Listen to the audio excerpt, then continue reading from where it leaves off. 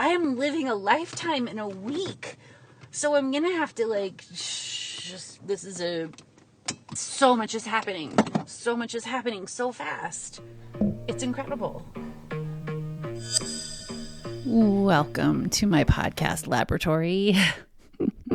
That clip was a voice memo that I recorded of myself after I left an ecstatic dance this past weekend. And as you might be able to tell, I was pretty amped. And rightfully so, honestly. A lot happened this weekend. So much so that I have not been able to figure out how to synthesize it. I haven't even come close. So luckily, remember how I wanted to get a spiritual mentor? Yeah, so that happened. And it was so cute. There's this woman who I have looked up to, and I realized she had been intimidating to me. And so I kind of leaned into that and thought about why that would be, and then realized that anyway, I was working up the nerve to ask her at this dance, and I finally, at the end of the night, go up to her and I'm like, hey, do you think that we could? And before I even, that was it. I said, do you think that we could? And she's like, yes. So I didn't even have to work that hard. I just needed to say a few words. So, and the timing of this is so amazing because, sorry, I'm jumping all over the place. I had the most incredible weekend, and I feel like I got the cheat codes. I was on this second night of ecstatic dance, and I just started to get this download, and it was basically the story of where my life is headed, and why it's headed that way. And it was incredible and amazing and fun, and I could just see it all out ahead of me. And yeah, but I need help because there's still a part of me that's questioning what it is that I saw that I got. And, I thought I had worked through the whole worthiness thing. But we're on a spiral. So, that might have a little bit to do with it. But luckily I have a new spiritual mentor. So that's perfect timing because I have got to, work through all of the gifts that I received this weekend. And it had me thinking about the idea of caring what people think. And so let's get into it, because I recognize the fact that I recently got a cheat code for that one. And it has been the greatest. So if you are someone who still cares what people think, maybe I will be able to say something in the next few minutes that will spark something in you that will free you from that paradigm. That if one person could get released from that, well, here we go. Let me just tell you what my experience is. Let's see if it works. So it turns out that when you don't care about what people think, you get this core level confidence that literally changes everything. And I think that that's a lot of what's happening in my life right now. And part of what I had to get through, which is a distinction, and this could be you or not, is that for the longest time when I heard the phrase not caring what people think, I sort of interpreted that as potentially not caring about relationships, caring about the way that you're showing up in relationship with other people. And I realized that lucky me, I got to see that it's not that at all. It's just, I'm that awkward. I am that awkward. And I got to see myself and see the ways in which I was trying so awkwardly to fit in, and recognizing that it's a futile effort, and then giving up on the trying of the fitting in because it's just not going to work. And then once you give up trying, and once you get to just be so grounded in self-awareness at your full and total awkwardness, you can get to a place of compassion for the way that you are.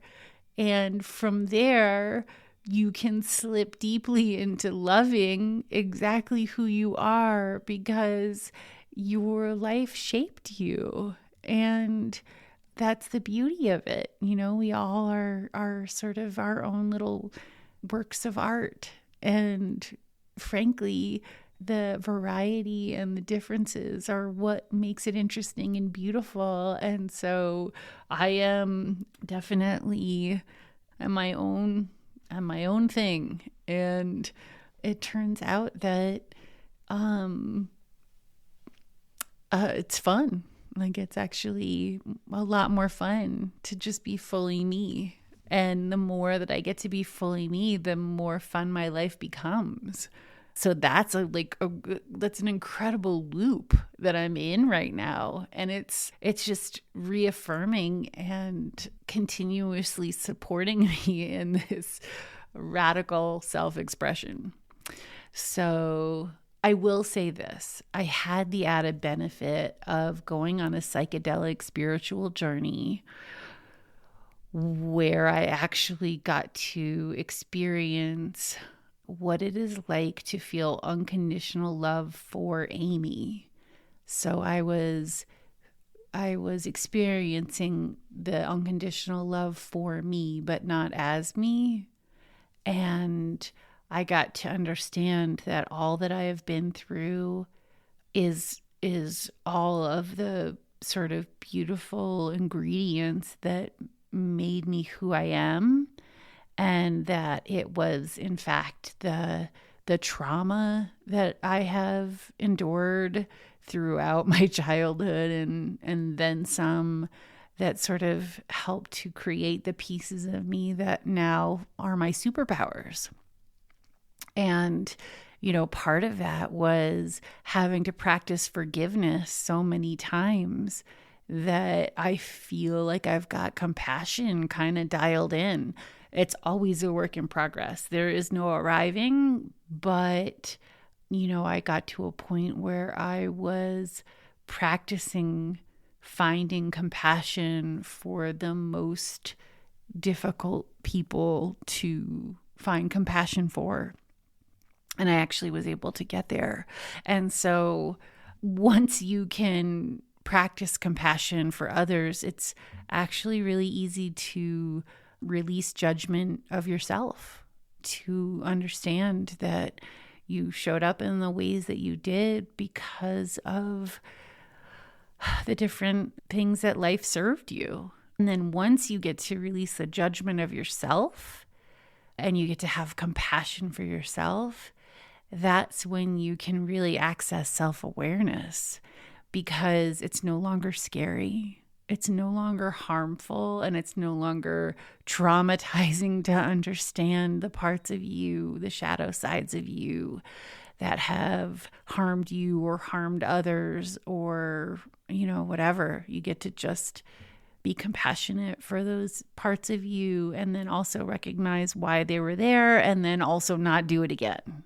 Like, that's the key. The key is I see you thing that I've been doing that I don't feel great about, and I understand why you're there, and I love the fact that you were trying to protect me or support me in that way, but you don't need to do that anymore. Thank you for that. And now I'm not doing that anymore. That's the important part of it. But as I've been reflecting on my journey towards just being fully grounded in self-acceptance, I realized that ecstatic dance has been a really big part of that. And I discovered ecstatic dance because after I came back from my first, time at Burning Man, and I got to experience how unfree I really was, right? I was surrounded by all of these people who were just fully self-expressed and just loving being whatever it is that they wanted to be, and me having such a hard time dropping into that. It was a lesson in how unfree I really was. And so then coming back from that, I recognized that I love dance. I've always loved dance. And so how could I bring that back in my life? And I found Nia dance, which is a great gateway dance.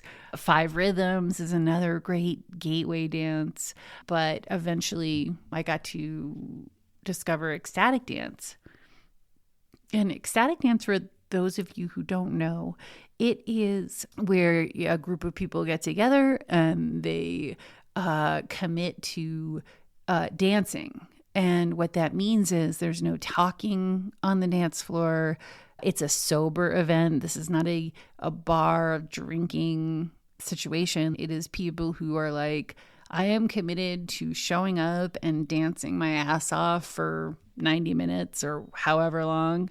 And I am going to move my body in whatever way my body feels like it wants to move. And I'm not going to care what other people think.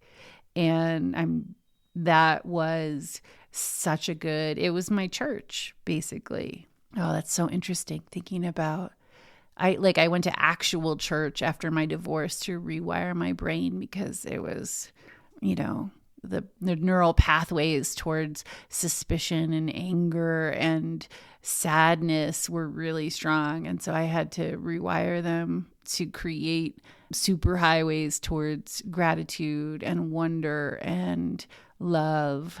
And so church did that for me. And I feel like ecstatic dance has been somewhat of a church for me in this regard, where I got to experience on a weekly basis what it was like to just be me and to feel free, truly free, to be self-expressed and to know that there was no judgment, no matter how I wanted to show up. And that has really been my medicine since 2016, for sure. And so I feel like that everyone's there dancing to express the most alive version of themselves. And the only thing that comes close to it for me is if you love the feeling of a stadium cheering, of like a group of people sort of in unison vibing, this is like next level to that. Because we just sometimes we'll have a room filled with people who are jumping up and down and cheering just for the sheer joy of it, right? Their own joy. And the energy is just it's like nothing else. It's like nothing else on the planet. You feel so alive. And you're in just this room full of uninhibited weirdos. And so you're just so safe to just do whatever and be whatever. And that ability, that practice is what feels like actual freedom. So, we toss that word freedom around a lot, but what freedom really means to me is that you are truly free to just be you. And it's the greatest. It's the greatest for reals. And that's definitely what led to my ability to get to a place where I don't care. I don't care. You might like me. You might not like me. I'm not for everyone. I'm an acquired taste. I'm definitely sure of that. And while I am at it, I'm going to swing for the fences here with a manifestation, because like right now everything I ask for is happening, so I might as well just freaking keep asking for something else. So Andrew Huberman, he hosts the podcast The Huberman Lab, and I'm thinking, like, what if someone in my current reality who is listening to this knew him or knew someone who knew him? And what if I got to talk to him about the intersection of science and mysticism? Wouldn't that be cool? Or like I just got to straight up fangirl meet him. I would be fine with that too. His podcast on alcohol, if you have not listened to it, I mean, I have to say it's life-changing. It's life-changing. So there's that. And I also I see him and I think, how are you that much of a science nerd? And then you also have that empathy and kindness in your eyes. Like I know, fangirling.